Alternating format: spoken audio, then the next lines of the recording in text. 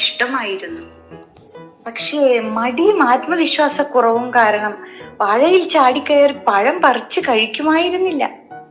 എല്ലാ ദിവസവും അവൻ തന്റെ പ്രിയ കൂട്ടുകാരിയായ എല്ലി എന്നു പേരുള്ള ആനയോട് ചോദിക്കും, എനിക്ക് ദയവായി കുറച്ച് പഴങ്ങൾ പറിച്ചു തരാമോ? എല്ലി പുഞ്ചിരിച്ചുകൊണ്ട് തുമ്പിക്കൈ ഉപയോഗിച്ച് പഴങ്ങൾ പറിച്ചു കൊടുക്കും.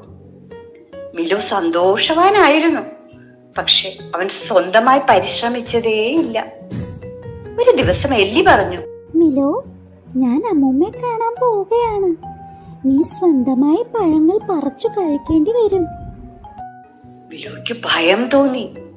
മരങ്ങളിലേക്ക് നോക്കിയപ്പോൾ വളരെ ഉയരം തോന്നുന്നു. പക്ഷെ വയർ വിശന്നപ്പോൾ അവൻ പഴങ്ങൾ പറിക്കുവാനായി പരിശ്രമിച്ചു തുടങ്ങി. ആദ്യം ചെറിയ ഒരു വാഴയിൽ കയറി തെന്നി വീണു. വീണ്ടും ശ്രമിച്ചു. ഒടുവിൽ ഒരു വിധത്തിൽ മിലോ എന്ന കുട്ടിക്കുരങ്ങൻ പഴങ്ങൾ പറിച്ചു. എല്ലി തിരികെ വന്നപ്പോൾ മിലോ തന്റെ പഴങ്ങൾ പങ്കിട്ടു. എന്നെ ഇതുവരെ സഹായിച്ചതിന് നന്ദി. പക്ഷെ എനിക്കും ഇപ്പോൾ പഴങ്ങൾ തനിയെ പറിക്കാൻ കഴിയും. എല്ലി പുഞ്ചിരിച്ചു.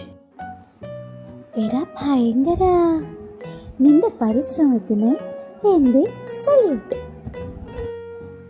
സഹായം സ്വീകരിക്കുന്നത് നല്ലതാണെങ്കിലും ആത്മവിശ്വാസത്തോടെ ശ്രമിച്ചാൽ നിങ്ങൾക്ക് ജീവിതത്തിൽ മുന്നേറാനാകും എന്ന് സ്വയം തിരിച്ചറിയുക. കഥ ഇഷ്ടമായോ കൂട്ടുകാരെ? അപ്പോൾ ലൈക്ക് ചെയ്യാനും ഷെയർ ചെയ്യാനും സബ്സ്ക്രൈബ് ചെയ്യാനും മറക്കല്ലേ. പുതിയ കഥകളുമായി വീണ്ടും കാണാം. Bye bye.